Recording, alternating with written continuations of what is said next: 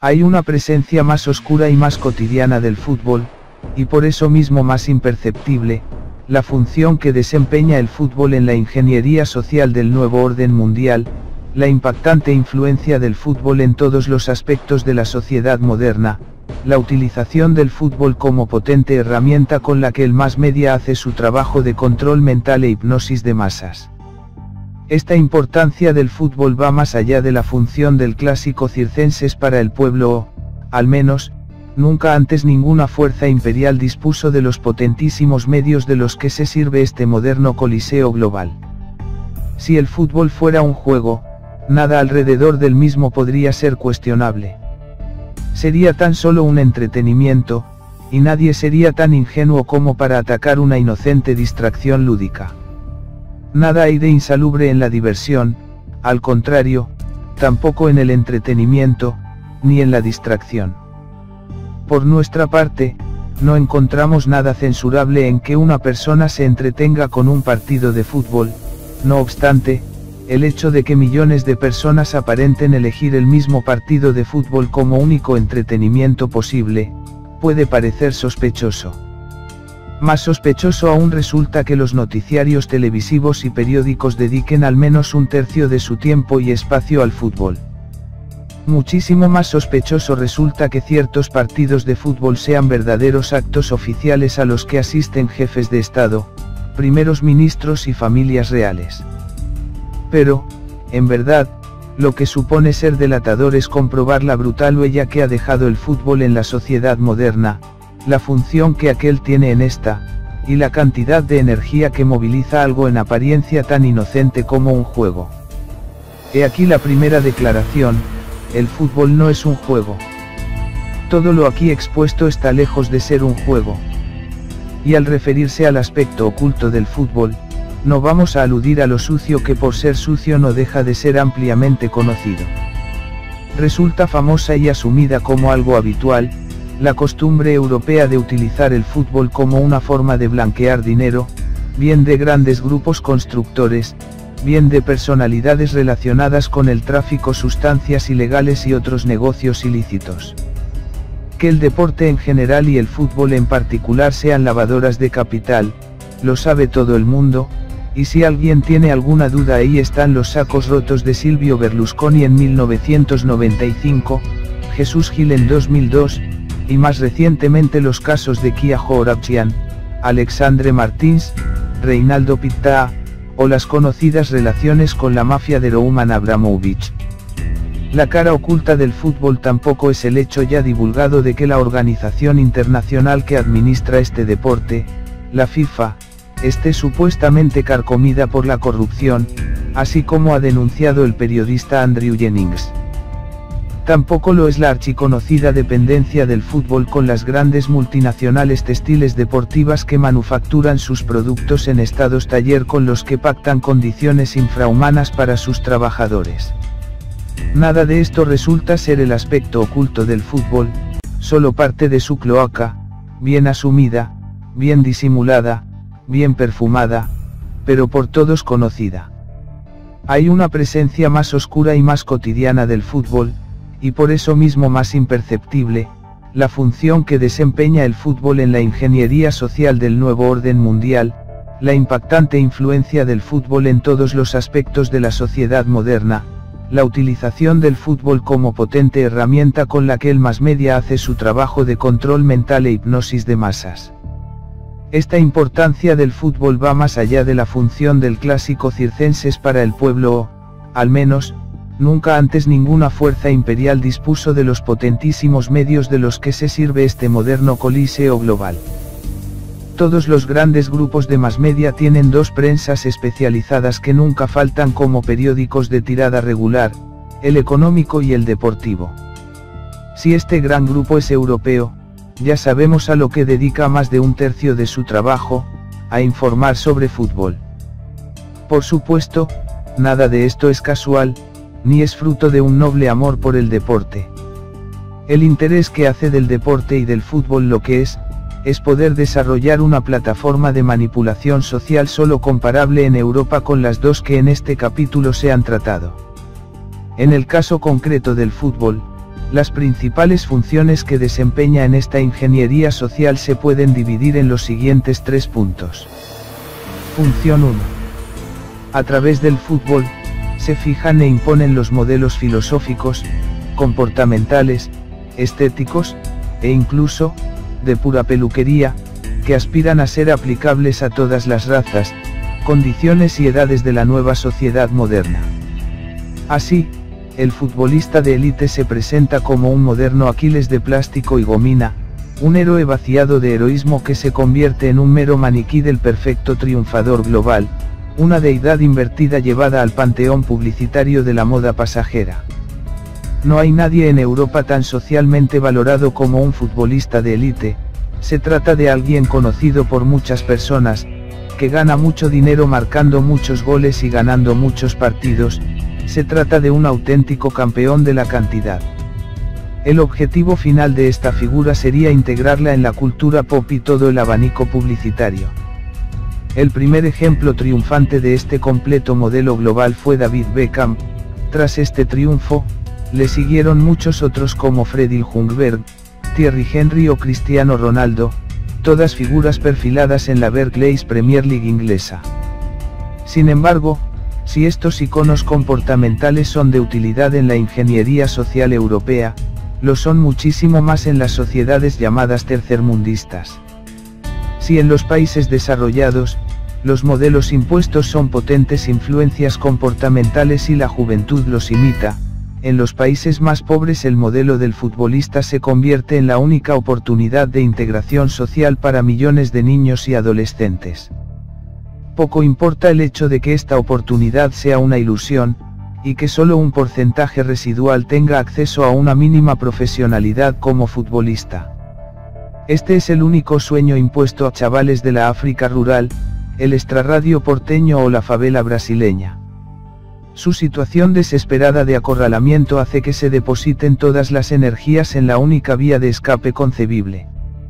En esta situación, es donde la FIFA, a través de su proyecto Goal, trabaja en enternecedoras campañas filantrópicas en las que se regalan a las poblaciones más pobres, pelotitas de fútbol y camisetas firmadas por el astro de turno. Esta misma filantropía es la que ocultan proyectos caritativos de corporaciones deportivas en África, así como el patrocinio de clubes de fútbol por parte de potentes ONGs y plataformas de la ONU como UNICEF. Todo busca un objetivo: esperanzar ilusoriamente con los encantos del prestigio social del futbolista de élite. Se trata de imponer una única vía de supervivencia, una vía que saca de una miseria para llevar a otra miseria diferente, una vía que permite pasar de la desnutrición a las mansiones grotescas, los coches deportivos de lujo, y la prostitución de alto standing. Se entenderá fácilmente que todo este entramado solo genera, a unos y a otros, tanto al individuo como socialmente, un único sentimiento: frustración. Esta frustración resultará clave para la función que exponemos en el siguiente punto. Función 2. Otra función que el fútbol desempeña, esta con respecto al aficionado, es una bien reconocible: la canalización de la tensión nerviosa hacia una actividad estéril. Así, a través de los medios de comunicación, todo el descontento, la insatisfacción y la rebeldía que podrían motivar un cuestionamiento crítico por parte del individuo, van destinados a la afición futbolística. Se entenderá así por qué los más fervientes aficionados al fútbol son los individuos más alejados de cualquier práctica deportiva. La energía destructiva generada en el individuo por la vida moderna, es condensada en 90 minutos de odio. Durante ese tiempo, el pacífico ciudadano puede insultar, juzgar, reclamar, patalear y criticar a su antojo, siempre dentro del contexto ad hoc, el fútbol. Así, la agresividad no es en ningún caso sublimada, muy por el contrario, solo es concentrada y dirigida hacia una pasión yerma y absurda. Resulta natural que al pretender controlar y manipular la energía nerviosa de la masa de semejante forma, muchas veces el fútbol acabe en episodios de violencia. Esta es la estructura de la pasión futbolística, que a su vez desempeña una tercera función en la ingeniería social del nuevo orden mundial. Función 3. La afición al fútbol de clubes, el pertenecer a un equipo, el sentir los colores supone ser un ejercicio devocional cuanto menos curioso. Se trata de apoyar sentimentalmente a un colectivo sin ideología, sin ninguna base de cohesión intelectual, sin ninguna identidad natural, que no representa ya a ninguna raza, pueblo o ciudad, que no está unido por valor común alguno, y que solo tienen una única finalidad bien explícita, la victoria consistente en superar al rival en un parcial numérico. El fanatismo por un club de fútbol cualquiera tiene su calco en el mundo empresarial, el fanatismo corporativista. Este reflejo puede confundirse completamente cuando se ve a algunos clubes cotizando en bolsa. Un hincha de un equipo cualquiera y un perfecto trabajador corporativista aspiran a la misma cosa: participar en el éxito, bien en forma de goleada, bien en forma de beneficio económico, de una entidad que les es ajena personalmente, a la cual pertenecen desde un anonimato numérico. Y esa es la tercera función que desempeña el fútbol en el nuevo orden mundial: entrenar a la población en el fervor descerebrado, en la devoción mística del Cordero, en la lealtad del rebaño, es decir, en el fanatismo corporativista. Por lo tanto, estas suponen ser las funciones del fútbol resumidas en 3 puntos. Les habrá que se pregunten por qué precisamente es el fútbol el deporte escogido y no otro. Si existe una respuesta adecuada a esa pregunta, estará en la estructura y el origen mismo del fútbol, que como todo el mundo sabe es inglés. Es indudable que la expansión del fútbol está estrechamente relacionada con el imperialismo británico, y nadie puede negar que el fútbol es el deporte más popular, como la lengua inglesa es la lengua más hablada o la música pop el folclore más bailado. Sin embargo, esto tampoco explicaría que el fútbol sea el aspirante a deporte global, y no, por ejemplo, el hockey. ¿Por qué precisamente el fútbol? Todo juego tradicional es eso mismo porque parte de su estructura y reglamento están relacionados con los principios metafísicos donde se apoya dicha tradición, y así es, por ejemplo, como sucede con el ajedrez indio o el tlachtli azteca. En el caso del deporte moderno, como inversión profana de un juego, no es extraño encontrar relaciones con el simbolismo de grupos contrainiciáticos. Se podría hacer un estudio sobre los paralelismos simbólicos de muchos deportes británicos y la ritualística francmasona. Así, en el fútbol, el cual se desarrolló como lo conocemos a través de un reglamento conformado en 1848 por una hermandad estudiantil de Cambridge, podemos ver cómo en sus primeros códigos los equipos no eran 11 contra 11, sino 12 contra 12, disponiendo ya cada equipo de un técnico o entrenador. Por lo tanto, el equipo de fútbol original estaría formado por 13, 12 más 1, miembros, siendo este 13, descompuesto en 12 más 1, un simbolismo harto abusado por las logias francmasonas inglesas del siglo XIX.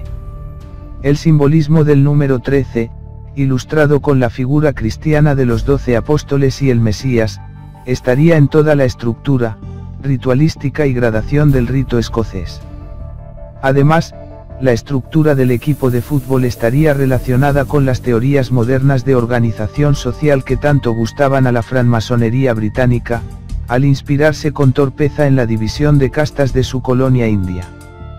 Así, el equipo estaría formado por un místero entrenador que no interviene materialmente en el juego y que aporta su guía invisible, el sumo sacerdote, el brahman, unos valientes atacantes que aspiraban a la gloria del gol a través de la rapidez y el movimiento, los guerreros, los kshatriyas, unos defensores que administran, protegen y distribuyen el juego, los comerciantes, los vaisyas, y finalmente, los porteros que a través de sus manos, no tienen otra función que contener y soportar la furia del ataque enemigo, los trabajadores, los sudras. Existen sin duda más relaciones simbólicas interesantes que nos aportan datos sobre el origen del fútbol. Además, estas implicaciones no parecen tener solución de continuidad sencilla con lo que el fútbol ha llegado a ser hoy en día, una poderosa herramienta de control mental al servicio de los arquitectos globales, un péndulo de hipnosis de masas en manos del mass media, una plataforma de manipulación social nunca antes conocida. Esta plataforma que se ha expuesto, industria del cine y cultura pop y deporte, tendría un núcleo común de fácil identificación, los medios audiovisuales. Resulta relativamente sencillo evaluar en cualquier ciudadano el impacto de la superestructura de control mental de masas que se esconde tras los medios audiovisuales.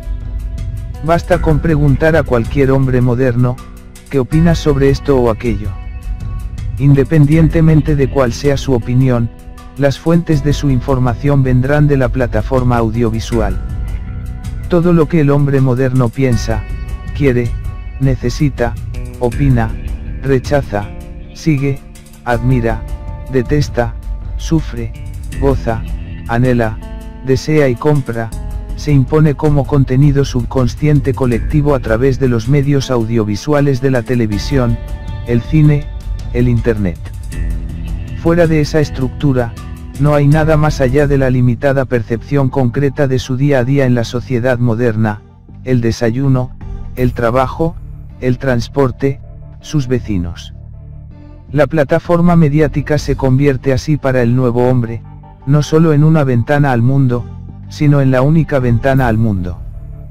Esa única ventana permanece ferozmente cerrada con un poderosísimo candado. La limitadísima utilidad de esta ventana dependerá de comprobar cuán sucios están los cristales a través de los cuales se ve una distorsionada porción del mundo que se confunde con un mundo entero. Evaluemos por lo tanto esa suciedad. El 26 de octubre de 1863 se establecieron por escrito las reglas del fútbol.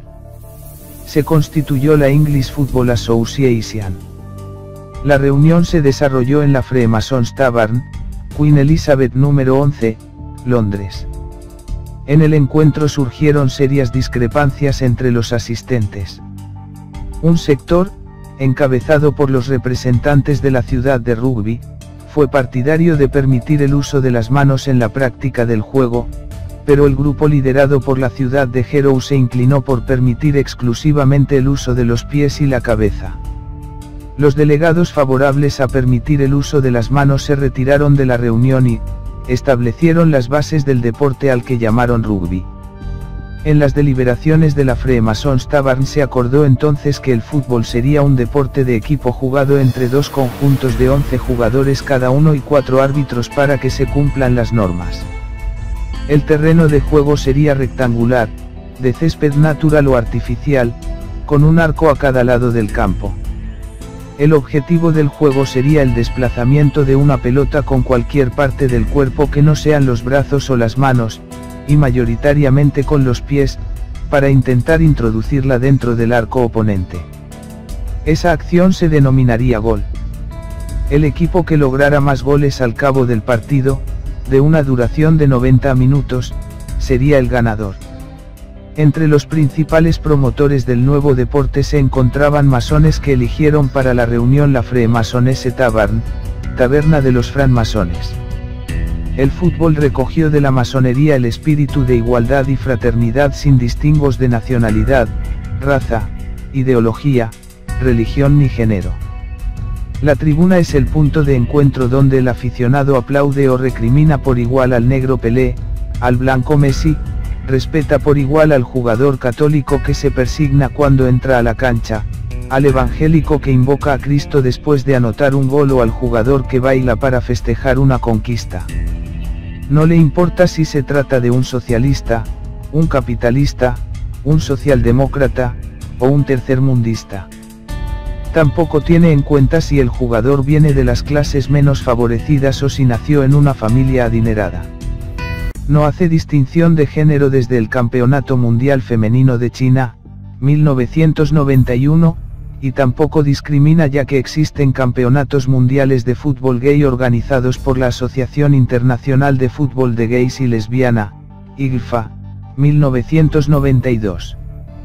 Cualquiera sea el resultado, los jugadores intercambian camisetas al final del partido, una expresión que subraya el valor de la tolerancia. El fútbol llegó a la Argentina a través de viajeros ingleses, muchos de los cuales eran masones.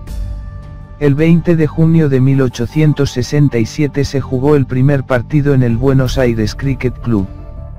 Un grupo de socios encabezados por los hermanos Thomas y James Howe publicaron un aviso en el diario The Standard convocando a una reunión para impulsar la práctica del fútbol. De inmediato se fundó el Buenos Aires Fútbol Club y se organizó el encuentro entre colorados y blancos, donde ganaron los primeros por 4-0. Curiosamente, esos colores coinciden con los atributos del maestro masón. A comienzos de la década de 1880 llegó al país Alejandro Watson Hatton, portador de pelotas e infladores entre sus pertenencias. Graduado en Humanidades en la Universidad de Edimburgo, se hizo cargo del colegio Saint Andrew donde implantó la práctica deportiva y la cultura física. Poco después fundó el English High School, base del Alumni. Alejandro Watson Hatton fue maestro masón de la logia Excelsior número 617. Hacia 1887 nació el Quilmes Athletic Club, solo para ingleses, la entidad más antigua de las que integran la Asociación del Fútbol Argentino. El 1 de diciembre de 1899 un grupo local dio nacimiento a Argentinos de Quilmes. Y cambian otra costumbre, los ingleses, en el entretiempo tomaban té. Los argentinos se hacían mate cocido. Sucesivamente se crearon Gimnasia y Esgrima de La Plata, Banfield, Estudiantes de Buenos Aires, Central Argentine Railway Athletic, Rosario Central, y Alumni, de los hermanos Brown, con el primer campeonato. En Alumni, antecedente del Racing Club de Avellaneda, todos sus integrantes eran masones. Entre 1901 y 1910 nacieron 32 instituciones. Estaciones ferroviarias, logias masónicas y clubes de fútbol constituyeron por entonces un conjunto estrechamente relacionado. Sucedió otro tanto con la inmigración italiana afincada en el barrio de La Boca, a orillas del Riachuelo, en la ciudad de Buenos Aires. Hijo de las logias de inmigrantes peninsulares afincadas en la sede de Suárez 465, Figli de Italia, Liberi Pensatori, entre otras, nació River Plate, el 25 de mayo de 1901, tras la fusión de las pequeñas entidades Santa Rosa y La Rosales. Su primera cancha estuvo en Sarandí, coincidente con la línea ferroviaria del sur bonaerense. En su libro autobiográfico, el doctor Leopoldo Baardi, maestro masón, prestigioso médico, reconocido orador, seguidor de Hipólito Yrigoyen desde la primera hora, diputado nacional y luego presidente del bloque de diputados nacionales de la UCR, 1922 a 1930, también recuerda su paso como fundador, primer capitán y presidente del Club Atlético River Plate. La presencia de funcionarios y empleados ingleses en el desarrollo ferroviario argentino favoreció la creación de logias en las cercanías de las estaciones, según revela el mapa masónico argentino de las primeras décadas del siglo XX. Los nombres se repetían cuando se trataba de estaciones, logias y clubes de fútbol. La masonería argentina recuerda hoy el nacimiento del fútbol, el deporte que apasiona a millones de personas esparcidas sobre la faz de la tierra. Sus reglas fueron escritas hace 149 años en la taberna de los francmasones de Londres.